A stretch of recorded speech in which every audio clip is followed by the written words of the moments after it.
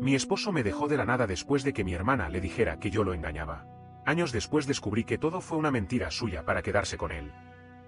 Tenía 27 cuando me casé. Fue rápido, en plan nos conocimos en una cafetería en Tucson y en 6 meses ya vivíamos juntos. Para el año ya nos habíamos casado. Nada de lujos. Era en un patio de una amiga, sillas plegables, flores de supermercado. Pero era feliz, de verdad. Pensaba que lo había encontrado todo. No éramos perfectos, pero funcionábamos. Él trabajaba en una empresa de distribución, yo había dejado mi trabajo como recepcionista porque nos estábamos mudando a otra ciudad por su empleo. Y hasta ahí todo parecía normal. Como cualquier pareja joven haciendo lo que puede. Hasta que un día él no volvió a casa. Era un miércoles. Me acuerdo perfecto porque teníamos esta costumbre de ver un episodio de Law and Order después de cenar. Me pareció raro que no contestara mensajes, pero como salía a veces a cargar camiones, pensé que se había atrasado. A las 11 de la noche ya sabía que algo no estaba bien. Me acosté sin saber nada. A la mañana siguiente, su mejor amigo me llama. Me dice que él está bien, pero que necesita tiempo, que no quiere hablar conmigo, que no me va a decir dónde está. Yo pensé que era una broma. ¿Literal? Me reí. Dije que, así, como si fuera ridículo, pero el tipo me lo repitió. Me dijo que no sabía los detalles, solo que él había dicho que necesitaba distancia y que no iba a volver. Me congelé. No sabía si llorar, gritar, salir a buscarlo. Pero no tenía idea de a dónde había ido. No tenía familia cerca. No tenía amigos con los que se quedara. Y no me respondía. Nada. Y después de 2 días, llegaron los papeles del divorcio, por correo, firmados, como si nuestra historia fuera un contrato que ya no servía. No hubo discusión. No hubo una pelea. No hubo ni siquiera un ya no te amo. Solo el vacío. Eso fue lo que más me jodió. No saber por qué. Y no pude hacer nada. Estaba sin trabajo, sin casa porque la renta estaba a su nombre, sin dinero porque habíamos hecho cuentas pensando en un solo ingreso. Me fui a casa de mi hermana. Y ahí es donde las cosas empezaron a oler raro. Desde el primer día que puse un pie ahí, ella actuaba raro. Como si yo le debiera algo. Me hablaba como si yo fuera una carga. Y yo no estaba en condiciones de discutir nada. Dormía en el sofá, lavaba los platos, trataba de no molestar. Pero había algo en su forma de hablarme, como si estuviera satisfecha con todo lo que me estaba pasando, como si lo hubiera estado esperando. Pasaron 2 semanas hasta que se me ocurrió llamarlo desde otro número. Lo atendió. Me escuchó decir su nombre y colgó. Pero al menos supe que no estaba muerto. Pasaron como 3 meses después de eso y no supe nada de él. Nada. Como si se lo hubiera tragado la tierra. Yo trataba de buscar trabajo, cualquier cosa, aunque fuera de mesera o en call center. Pero no es fácil buscar trabajo cuando estás durmiendo en el sofá de alguien que no te quiere ahí. Cuando no tienes ropa decente porque dejaste casi todo en el departamento que compartías con tu ex, y cuando no puedes ni concentrarte de tanto pensar. Me duchaba con el agua casi hirviendo, como si pudiera sacarme de encima la vergüenza, el abandono, la rabia. No ayudaba. Una noche, ya medio tarde, estaba en la cocina comiendo lo que había, creo que era cereal con agua porque no quedaba leche, y escuché a mi hermana hablando por teléfono en su cuarto. La puerta estaba entreabierta. No soy de andar espiando, pero dijo mi nombre. No, ella no sospecha nada, dijo. Me quedé helada. No tenía contexto, no sabía con quién hablaba. Pero eso me quedó dando vueltas toda la noche. A la mañana siguiente le pregunté, así de frente, si sabía por qué él me había dejado. Me miró como si le hubiera preguntado algo obvio. Me dijo, no sé qué esperabas. Si haces lo que hiciste, ¿qué más podía pasar? Me fui para atrás. ¿Qué hice? Le dije. No me hagas la estúpida, me respondió. Y se encerró en el baño. Me pasé el día entero con el estómago revuelto. No entendía nada. ¿Qué se suponía que había hecho? ¿Qué sabía ella que yo no? Fue como si mi vida se hubiera partido en 2, antes de ese comentario, y después. No pude más. Le escribí a su mejor amigo. Le rogué por respuestas. Le dije que no aguantaba más, que no quería volver con él, que no estaba intentando joderle la vida, solo quería saber la verdad. Después de un rato, el tipo me responde y me dice que le había contado que yo lo engañé, que eso había sido todo. Casi vomito. Le pregunté con quién. Me dijo que no sabía, solo que había visto pruebas, fotos, según él. Que no había sido una discusión ni una duda, él estaba convencido de que yo tenía una aventura.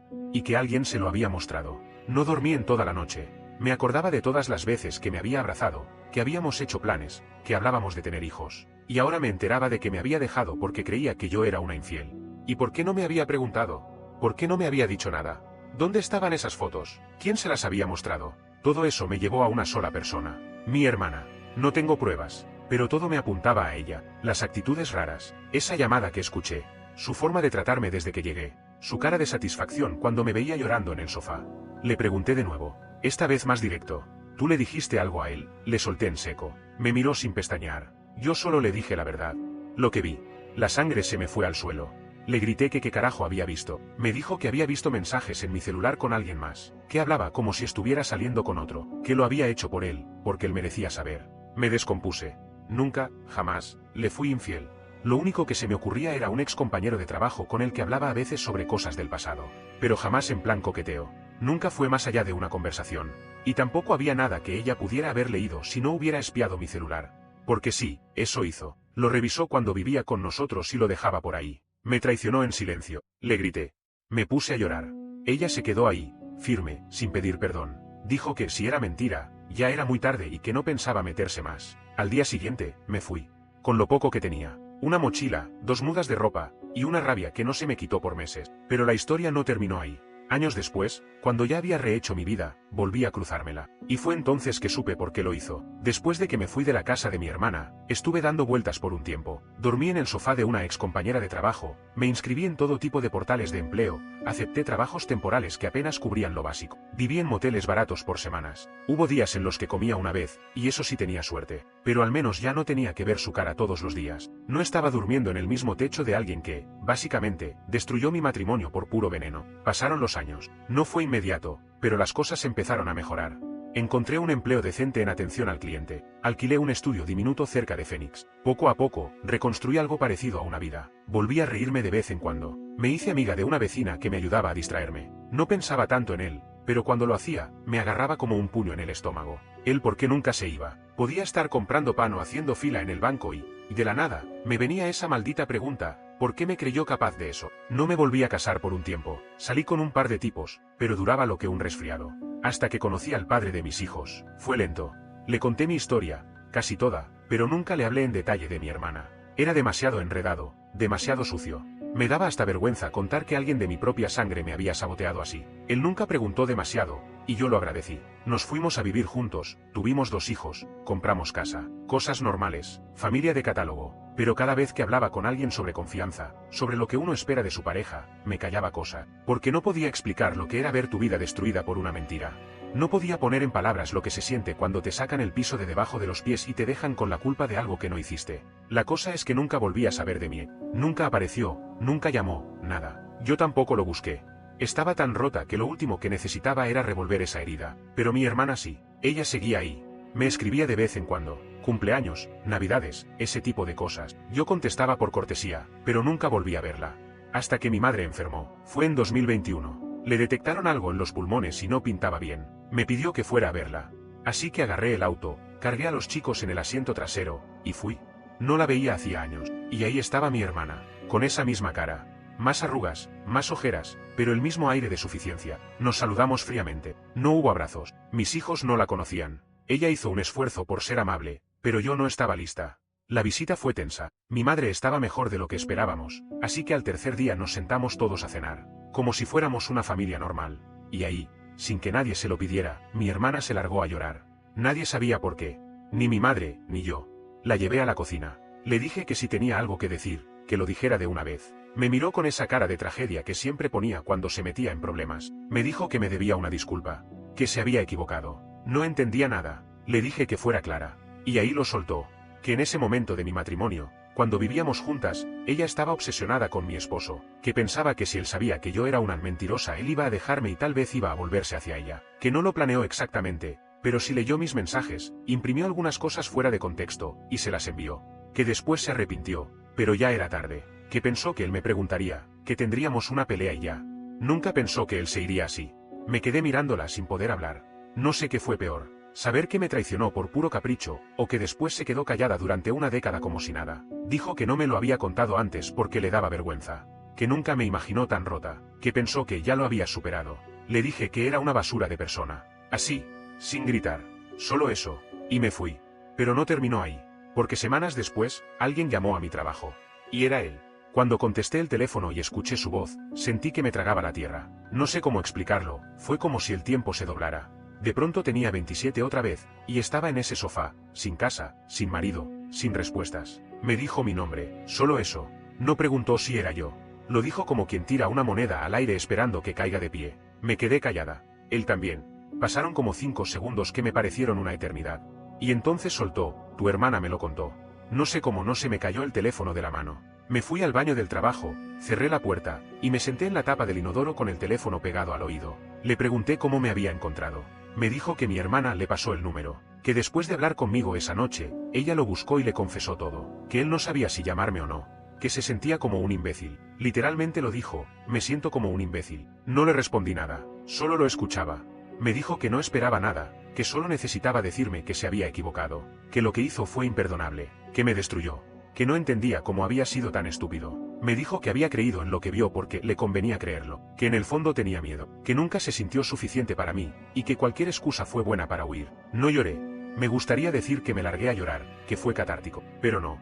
Estaba seca por dentro. Le dije, no sé por qué me estás diciendo esto ahora, ya es tarde. Y él me dijo, lo sé. Solo quería que supieras la verdad, aunque ya no sirva de nada. Colgué.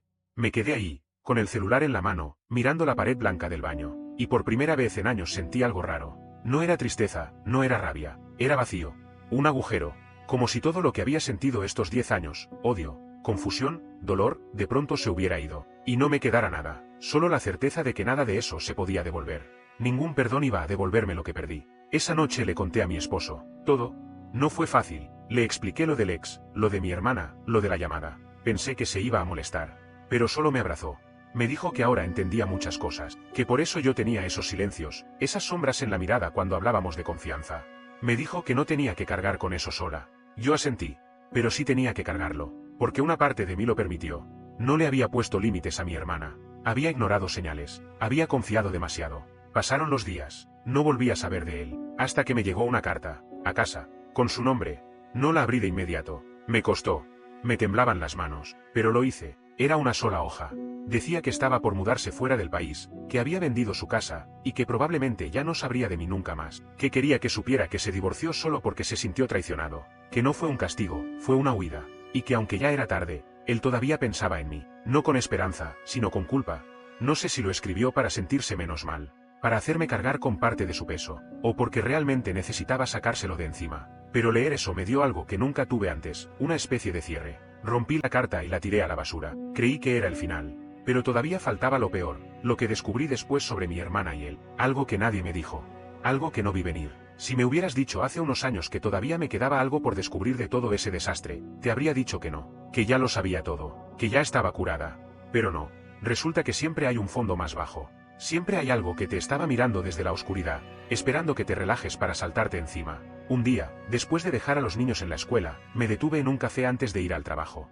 Me crucé con una ex compañera de mi hermana, de esas con las que uno solo se cruzaba en cumpleaños o cenas familiares. Ni siquiera me acordaba de su nombre. Ella me reconoció enseguida. Me saludó toda emocionada y se puso a hablar como si hubiéramos sido íntimos. No me interesaba mucho, pero fui educada. En algún momento, hablando de la vida, me preguntó si seguía en contacto con él. No lo dijo con nombre, solo dijo él. Le pregunté a quién se refería, y me soltó, tu ex. Pensé que ustedes todavía se hablaban. La última vez que lo vi fue cuando iba seguido a casa de tu hermana. La sangre se me fue al piso. Le dije, ¿a casa de quién? De tu hermana, respondió, como si nada. ¿Cuándo fue eso? Pregunté. Hace años, justo antes de que él se mudara. No sé si estaban intentando algo, pero se veían bastante. Yo pensé que estaban saliendo o algo. La boca se me quedó seca. Me fui de ahí sin terminar el café. Me temblaban las manos. Llamé a una amiga. Le pregunté si sabía algo de eso. Me dijo que no, pero que siempre le pareció rara la relación entre ellos dos, que había algo ahí que no cuadraba. Esa noche no dormí. No pude. Me quedé repasando cada detalle, cada recuerdo, cada gesto entre ellos que en su momento no me pareció nada. Y ahora todo tenía otra cara. Todo estaba deformado. Me acordé de una vez que él se quedó viendo a mi hermana más de lo normal. Me acordé de una pelea sin sentido que tuvimos justo después de una visita de ella. Me acordé de una noche que él se fue a caminar y volvió tarde, oliendo a perfume que no era mío. No quise creerlo. No quería. Era demasiado bajo, demasiado asqueroso, pero necesitaba saber. Así que le escribí. A mi hermana. Le dije que necesitaba verla, que no era una trampa, que no iba a gritarle ni reclamarle nada, que solo necesitaba una conversación honesta. Me respondió al día siguiente con un está bien. Nos vimos en un parque, en un banco donde nadie podía oírnos. Se sentó como si nada, como si no cargara con nada. La miré y le pregunté sin rodeos, ¿estuviste con él? Me miró. No dijo nada por varios segundos, y luego lo soltó. Después del divorcio, sí. Sentí que me tragaba la tierra. Me explicó, si es que se puede llamar así, que él estaba destrozado, que fue algo que pasó, que los dos estábamos mal y que solo fue un par de veces, como si decir un par de veces hiciera menos grave que se acostaran mientras yo estaba intentando juntar los pedazos de mi vida que ellos destruyeron. No lloré, no grité, Solo me levanté y me fui. Ese día fue el que entendí que hay cosas que no se superan. Solo se entierran lo suficientemente profundo como para que no interfieran con tu rutina. Pero no se van. Volví a casa, abracé a mis hijos. Me quedé mirando a mi esposo mientras él preparaba la cena. Y supe que no necesitaba contarle nada de esto. Que no le iba a servir de nada. Que no iba a cambiar nada. Pero esa noche, mientras me duchaba, me senté en el piso de la bañera y lloré por primera vez en años. Pasaron un par de semanas. Yo seguía en modo automático. Llevaba a los chicos al colegio, trabajaba, cocinaba, me reía con mi esposo cuando tocaba reírse, pero adentro no estaba bien. Me costaba concentrarme. Me agarraba insomnio. A veces me despertaba sudando, con la sensación de que alguien me estaba mirando desde una esquina del cuarto. No era miedo, era otra cosa. Como si mi cuerpo supiera que todavía quedaba algo pendiente. Y llegó.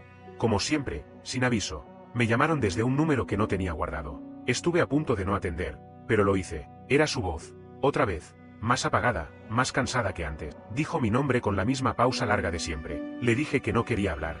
Que no entendía por qué seguía buscándome. Y me respondió con algo que no esperaba. Estoy enfermo. Silencio.